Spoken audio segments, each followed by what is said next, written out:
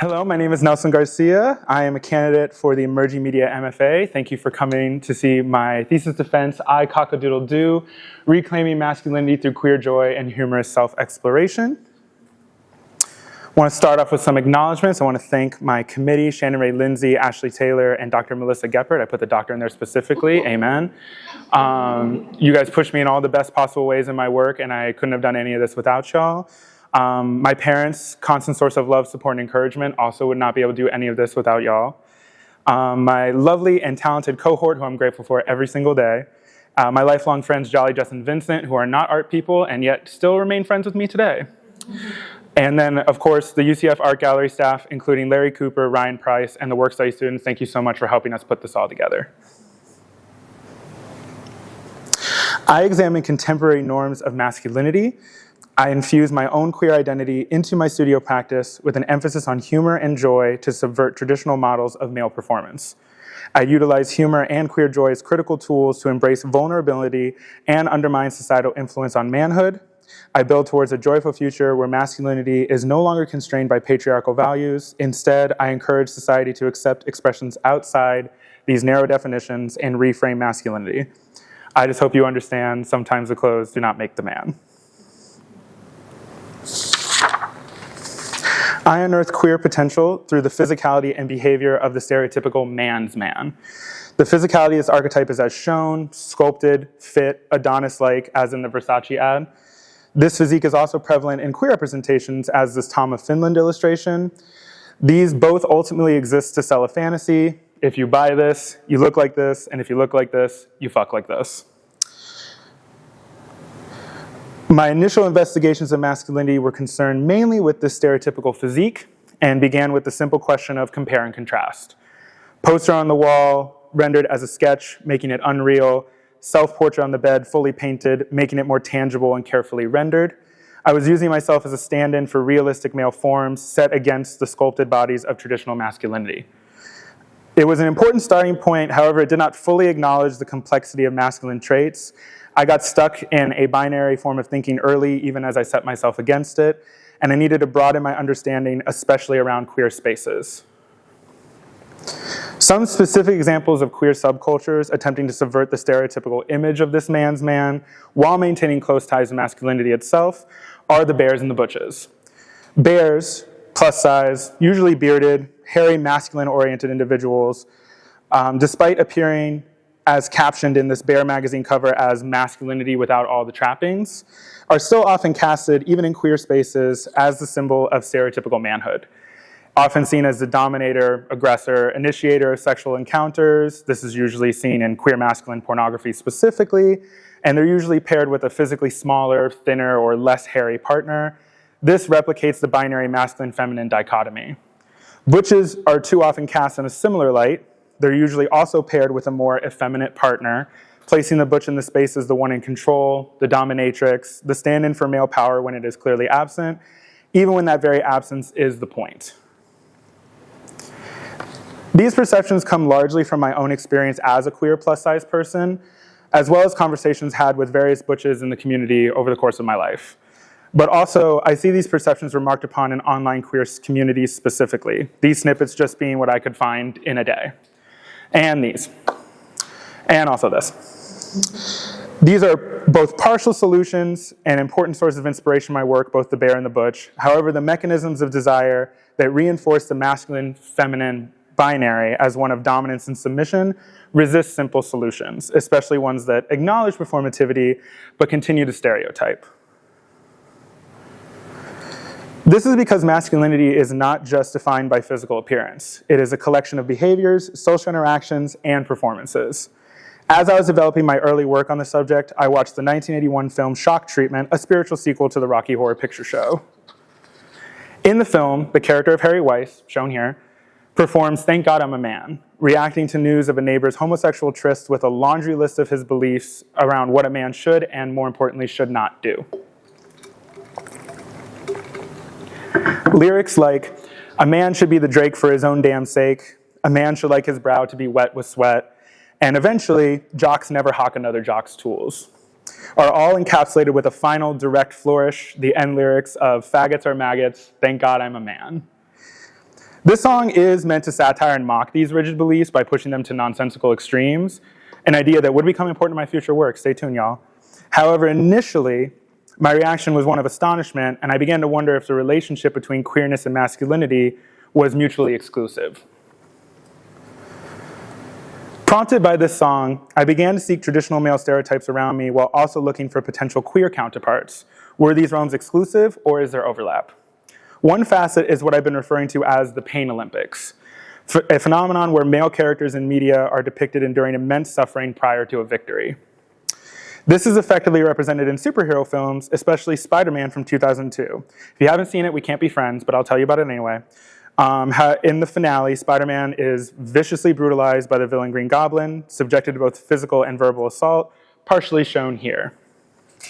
While enduring hardship before overcoming is a classic hero's journey trope, why is it we expect male characters to endure such intense bouts of physical trauma before rising to defeat their foes, as Spider-Man eventually does here? What does this kind of depiction promote, especially for masculine ideals? In queer representations, the pain Olympics phenomenon, as I've come to call it, is usually more interpersonal, yet similar in function. Queer characters are often shown enduring discrimination, violence, or societal consequences as a result of their identities before they overcome or endure to find love, peace, or acceptance. This is especially the case in popular series Downton Abbey and its later spin-off films. Throughout the initial series, the character of Thomas Barrow, a gay man, largely presented as an antagonist throughout the series, someone initially to root against, is put through multiple abuses in his personal plot lines, from self-administration of conversion therapy drugs, the threat of being outed to his employers, and even self-harm. The only character to experience these specific types of abuses in the series. In the 2019 film of the same name, after all these events occurred, Barrow enters a queer space for the first time. However, this gay bar is quickly raided by police, with officers spewing homophobic epithets as captioned here. Again, why must both men and queer characters, or in fact queer men, endure to suffer before being allowed to win? Of course, this discovery is not mine. It is a well-documented phenomenon. This is especially highlighted in the 1996 documentary, The Celluloid Closet, which inspected queer representations in films from the history of film from the 30s to the early 90s.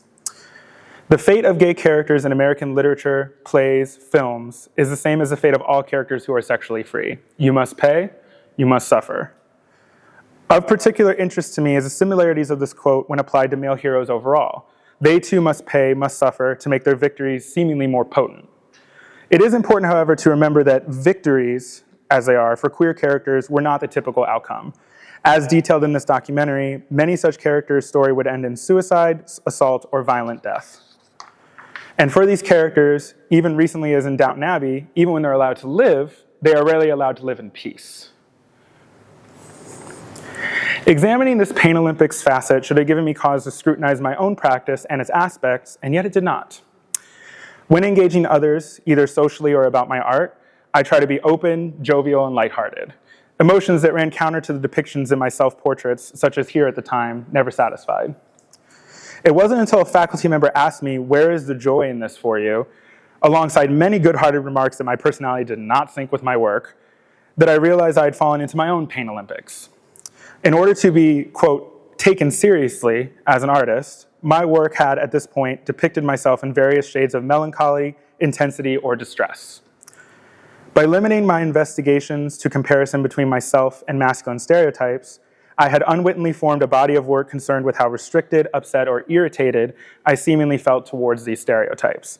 Sentiments that were true at the time and even still now. However, they didn't encompass the whole depth of or accuracy of my feelings towards masculinity, or even my commitment to a broader, more open masculinity alongside queerness. I needed to find something else to propel my work forward while simultaneously aligning it better with my own feelings. This, of course, is much easier realized than acted upon. I needed a foothold towards this change, an example of possibility, something masculine and queer to support this new direction. Again, as before, media was a source of examples to learn from. As with the realization itself, sometimes I need an external example to become aware of new possibilities. The film Stardust from 2007 contains a great example of this through the character of Captain Shakespeare, played by Robert De Niro. In the film, Shakespeare initially is introduced as a gruff, hot-tempered, violent swashbuckler, threatening the lives of the two main protagonists and ultimately seeming to murder one of them. This is revealed to be a farce. The protagonist is unharmed, and behind closed doors, Shakespeare transforms into a gentle, effeminate, polite man who gushes to hear news of the world and cannot rest until he's helped both protagonists with their ensembles and hairdos. Later on in the film, this dual nature is seemingly revealed to his crew, who do not respond with scorn as Shakespeare anticipated, but instead say, "It's all right, Captain, we always knew you were a whoopsie," and insist that he will always be their captain. This positive outcome, and indeed Shakespeare as a character, spoke to a direction ahead in my practice, one where reward can be gleaned from queering masculine stereotypes to generate unexpected and positive results. Queering, in this case, is defined by Diego Marchante in his essay Gender Hacker as the abbreviation of the phrase queer reading. It is used as a method that questions heteronormativity and gender binarism and can be applied to literature, film, or art in order to challenge preconceived ideas about gender and sexuality. In the context of queer theory, queer is something that we do rather than something that we are or are not. In Stardust, Shakespeare is a queering of the expected traditionally male pirate archetype. Queering itself is a way to forge new, unanticipated possibilities outside of a heteronormative framework. In 1972, Andy Warhol was captivated by the 1972 meeting between then US President Nixon and then China's Chairman Mao, prompting a series of prints of which this is but one. Warhol adorns the former Chinese chairman in drag, quite literally queering his prolific image. I view Warhol's Mao prints in this queer context, interpreting them as his way of generating creative, new possibilities that challenge the normalized political functions of both propaganda and government power. Queering itself is not only an important tool to use in the making of my work, but a way I've come to understand the larger impact my work has. Jennifer Doyle, in her essay Queer Wallpaper, emphasizes this fact succinctly, stating that for not only does queer criticism bring sexuality and desire to the center of our attention, it sometimes also experiments with, and therefore queers, the practice of criticism itself, often by injecting a personal or anecdotal voice into scholarly writing. By emphasizing the queering of my work, and in large part by queering masculinity in the work, I am engaging with this injecting of a personal voice in my work as a queer person myself, bringing my work closer in conjunction to my identity, and therefore closer to a more honest and open representation of my relationship both to queerness and masculinity. As a figure painter myself, I am also drawn to and informed by the work of contemporary artist Doran Langberg, and what I view as his queering of both his formal handling of paint itself and his subject matter. His bold colors, unrestricted planes that align, collide, merge, and disentangle all wrap around and through his figures. Subject matter itself is queer, as most gay sex is, but the shifting, bending, unfurling characteristics of his paint handling further queer the painting itself.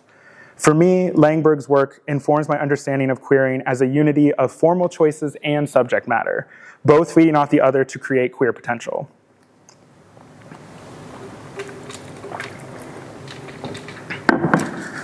The power of queering comes largely from its failure to follow expected models of heteronormative or gendered expression. This concept of failing is best expanded in Jack Halberstam's aptly named Queer Art of Failure, writing that I continue to refer to as I make my own queer art. In it, Halberstam states that queerness offers the promise of failure as a way of life, but it is up to us whether we choose to make good on that promise in a way that makes a detour around the usual markers of accomplishment and satisfaction.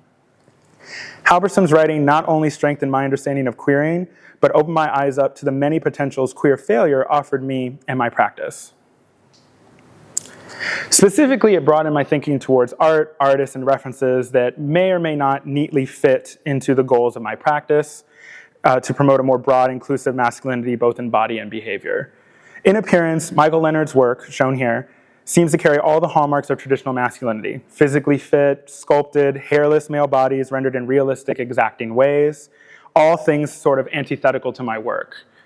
However, this failure to align exactly with my own practice is exactly what opens it up to other sources of reference. Leonard's work informs me how subtle homoeroticism can be found in the careful and deliberate position of the male form, and work like Up on the Roof opened me up to the realm of construction in work about masculinity, which will be an important facet to my current work and that I'll show here in just a moment. I value both these lessons and Leonard's work precisely as, in failing to fit neatly into my practice, it allowed me to consider new and unexpected tangents within my art making. But again, even as Leonard was introducing me to construction work as a field of masculine study, just as with the Pain Olympics, sometimes it takes an outside perspective to make me realize new potential. A then peer, now very dear friend, was the first to suggest to me that actual construction materials might speak to the work that I was making. One early exploration of this idea was the Stud Finder series of prints. Stud Finder showcases best my understanding of the power of queering in my work, appropriating material from the stereotypical masculine field of construction, correlating imagery from this field to images of queer intimacy, and transforming the materials themselves through print and paint, all this lending to a queering of both the medium and the content.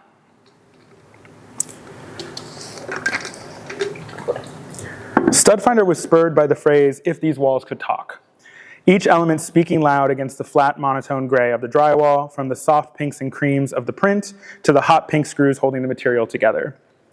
Drywall is typically mudded and painted over, covered up much as heteronormative society would have queerness itself, as evidenced by such homophobic turns of phrase as "what you do in the bedroom is your business." A phrase I was also deeply ruminating on as I developed these prints. Overall, Stud Finder served as an important synthesis in queering, where all the elements and concepts aligned to allow me to diversify my visual language beyond just the figure, considering more deliberately my mediums and materials, and how they can assist in how I develop the artworks more intentionally. Before we continue, a brief tangent where I reveal I'm a devout Catholic. No, I'm kidding. This is a joke. As in Stud Finder and other works, there is a recurring motif of the barely touching. As in Michelangelo's creation of Adam, this barely touching is a form of eroticism, based not in sex or sensuality, but in anticipation. This eroticism exists in the tension of one thing reaching, stretching, yearning for another, and yet not quite achieving it. The anticipation of the final touch, when these things meet, when two become one, captivates me. As I myself grasp towards a future where a freer, queerer masculinity is more openly accepted, I exist within the traditional models where masculinity resides now. The point just before they touch is where I situate my artistic practice. This specific kind of eroticism is my work, and it is the anticipation of this joyful future, two hands reaching but not quite touching. Even as motifs such as this began to take root in my work, even as I myself enjoyed my practice more and more, there was still a lack of joy depicted in the subject matter of my artwork. How best to depict this joy? In what way could it carry me beyond simply queering my work, instead allowing joy itself to take center stage? As I considered this, my world was rocked by the writing of bell hooks, many such cases. In Will to Change, Hooks argues for the overturning of patriarchal control of masculinity towards a feminist masculinity where men are allowed, without societal or interpersonal reprisal, to broaden their emotional range in ways that connect them more deeply to their inner selves, while also acknowledging that patriarchy itself is the enemy of this endeavor. Hooks outlines this project in part by advocating that we need to center love in the fight against patriarchy, not just aligning ourselves against patriarchy, but finding what we are fighting for. She states, "Our work of love should be to reclaim masculinity and not allow it to be held hostage to patriarchal domination. There is a creative, life-sustaining, life-enhancing place for the masculine in a non-dominator culture, so that men become disloyal to patriarchal masculinity in order to find a place for the masculine that does not make it synonymous with domination or the will to do violence." For me, as I began experimenting with construction materials and queering, there was great joy. I was having fun. Moving forward, I needed to respond to that fun and focus on what exactly brought me joy.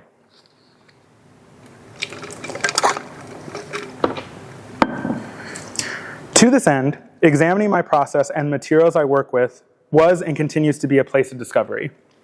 In working with construction materials such as acrylic caulking, I enjoyed its versatility and the consistency of the substance itself.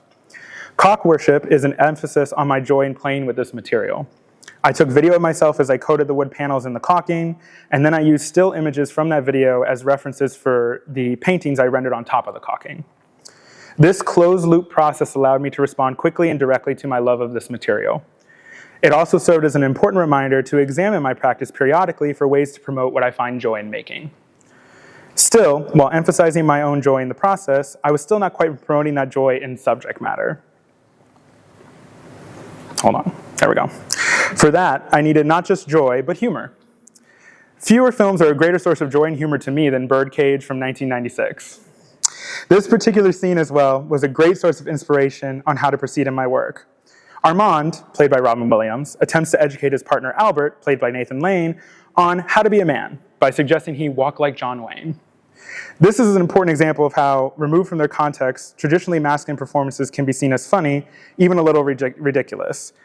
As Armand is instructing Albert, you can see here, that's John Wayne. That's exactly how he walks. He returns to the table, and he asks Armand, what, no good? And he goes, it's perfect. I just never realized John Wayne walked like that. Like John Wayne's walk, the seriousness with which traditional manhood is approached can be subverted simply by seeing it in a different light. The big boy.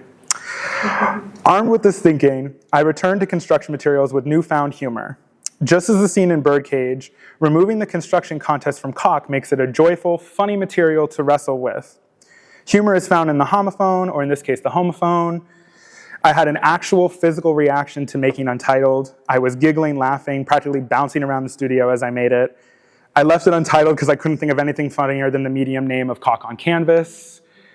Humor was also found in how people reacted to it. They laughed when they realized they laughed along with me. It was a critical piece in my comedy career. Furthering this humor, Cocked and Loaded was born out of a more practical inclination to give evidence of the process in Untitled, while also expanding my practice to 3 dimensions for the first time. Since Untitled was more of a release sculpture in of itself, it felt natural to push the idea further into sculpture in the round. Cocked and Loaded was also a tongue-in-cheek representation of the Pain Olympics, and now a bit of pain with pleasure, squeezing a cock penis into a gun used to utilize the material.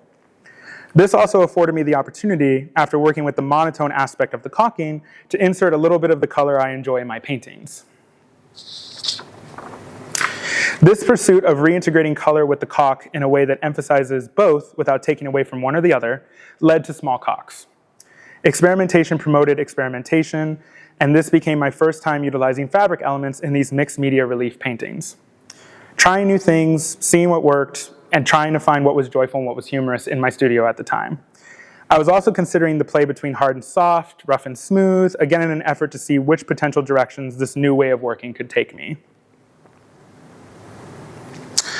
Ultimately, I wanted to allow the material of caulk to shine on its own with only deliberate, intentional embellishments, speaking to my love of the material.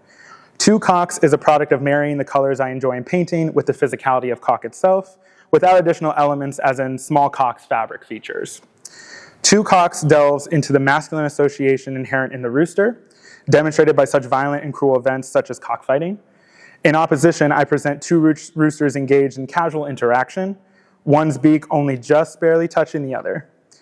Also seeking to expand my stand-up set with regard to the cock homophone, exploring another kind of cock. How many times can I say cock in this presentation before it gets taken down? Once completed, however, it began to feel, as far as this particular joke could take me, nothing was more tiresome than a comedian performing the same set over and over. After stepping outside of painting in this caulk work, I wanted to take what I learned back to it, exploring humor and joy in different ways.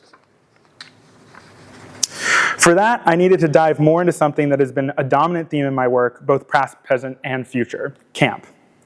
Susan Sontag, in her groundbreaking essay, Notes on Camp, said it best. As a taste in persons, camp responds particularly to the markedly attenuated and to the strongly exaggerated. Allied to the camp taste for the androgynous is something that seems quite different but isn't, a relish for the exaggeration of sexual characteristics and personality mannerisms. Even me right now using this image of drag queen and actress Divine's character in Pink Flamingos is itself camp. Of course I would use this image. Like a beautiful drag queen in a gorgeous dress packing a pistol, camp is about the raunchy and the absurd, the humor found in pushing symbolism to near ridiculous extremes. And it is exactly in this queer tradition that I pull inspiration for my work. Truck nuts. Taking humor from the caulking work and putting it back into my caulk work. Relying less on the caulking medium to carry the joke along, expanding my stand-up set even further. Truck Nuts, as the title suggests, explores the humor found in productions of testicular objects made to droop behind trucks and cars. And that's the nicest way I could put it. These are made to be humorous, true, but also seen as manly by many of their consumers. For me, the opportunity to engage in presenting a vision of hypermasculinity that borders on the absurd, a figure smoking 6 cigarettes at once, a beer in the other hand, their own nuts resting on the bumper, bosom buddies to the truck nuts below them, was an opportunity to explore this hypermasculine trait. I, for one, think having a pair of veiny, pendulous balls bouncing up and down underneath the truck is pretty homoerotic, which is why I painted them. I started to broaden unity of subject matter and formal paint even more in service to enhance joy and humor. The joy I found in coming back to painting with this newfound humor was further enhanced by my deeper discovery of Sam and Tor's work. I had known Tor's work previously, however, seeing it through the lens of queer joy gave cause to view it afresh.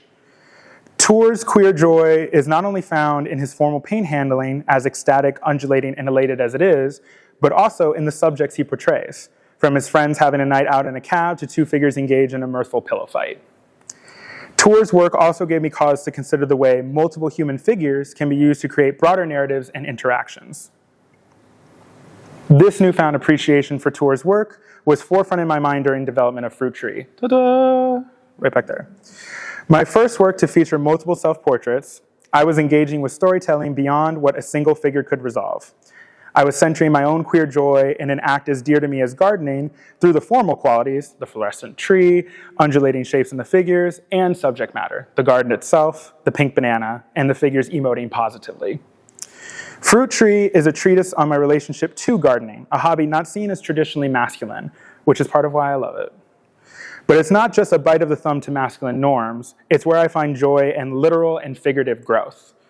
As in this work, I am constantly planting, replanting, growing, and outgrowing my relationship to queerness, masculinity, and gender. This marked a reflection point where I examined this relationship in the context of my overall concepts, much as a gardener takes stock of their harvest.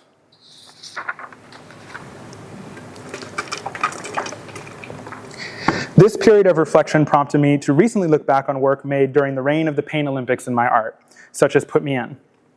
Initially created with the intention to depict my confusion and half-hearted emotions towards masculinity, I now view it as a moment of vulnerability where I showed how lost I was for open and honest connections to myself and my work. Feeling like I was back at the start even as I was approaching the end of my graduate program was an overwhelming feeling to process, so I began by reflecting on myself and my work up until this point. Playing with caulk was my first foray into this reflection on where my self-exploration had brought me, unifying multiple aspects of different past works into one composition. The caulk, the drywall, construction, figure work, barely touching, and the undulating forms in my figures are all present here. It is also a direct reflection of never satisfied, acknowledging being in a better place than scared in a corner, but also admitting that there is still work to be done. As corny as it may sound, developing playing with caulk was my way of coming around to the idea that I, and therefore my work, will always be a process under construction. See what I did there? Yeah. Tip your waiters. This reflection on self-exploration, not just limited to nostalgia of the elements in my previous work, it was also examining the process in making it. Tools of the Trade, Loves Me Not, is a rumination on the joyful curiosity to be found in these journeys of self-exploration, where one can find the space to marvel at the strangeness that is their own identity. Finding aspects that are odd and out of place, like a screwdriver in a vase, or aspects that are delicate and soft, like a single pansy bloom. Acknowledging these facets, nurturing them, accepting some, changing others. Do they love me? Do they love me not? Humor as an element is still present, but it's taking a more sentimental slant, seeking not just the punny belly laugh humor of previous works, but the joy found in contentment, solace, and reflection. I am starting to broaden my sense of humor, joy, and vulnerability into a sense of care as well. In this vein of care, I created Hardly Workin', It's Okay, Take It Easy. A version of myself as construction worker, half dressed for the job, half dressed for a spa day, a visual metaphor for how I adorn and discard various different forms of my own masculinity, my own queerness, but the representation is still myself, always as real, but also as changeable as my pretty painted nails. Don't do that. Look, it is also a vision of myself in repose, enjoying a moment of indulgence, mani-pedi relaxation. The irony, of course, is not lost on me that a composition centered or concerned with giving more time to care for myself is depicted on one of the larger wood panels I've ever worked on. Again, failure is an important tool in my practice, remember that. But even with that, hardly working is not just this vision of myself relaxing, but also a dream of how I hope to improve myself. Cared for, having fun, finding enjoyment, and taking time for myself. Looking forward, and beyond the end of this graduate program, I want to continue to respond earnestly to examples and representations in the media I view, whether that response be one of joy, humor, or vulnerability, or a combination of the three. I see the work I've developed here as the beginning of a lifelong project trying to find creative and honest ways to better and better represent my current and developing frame of mind around my queerness and masculinity. This can be as topical as the recent halftime show by Bad Bunny, who I think all kinds of artists truly owe a debt of gratitude for creating a performance so rich and rife with inspiration, as I am taking from here. In the end, my work is not just about delineating my own relationships to queerness and masculinity, but building towards more joyful relationships to masculinity through queerness overall, freed from repressive stereotypes instilled through patriarchal values. I hope, through elucidating my own grappling with my identity and discoveries through my queer masculinity, I can encourage others to better accept these alternate identities outside the more narrow definitions they're constrained by and reframe masculinity itself. The end.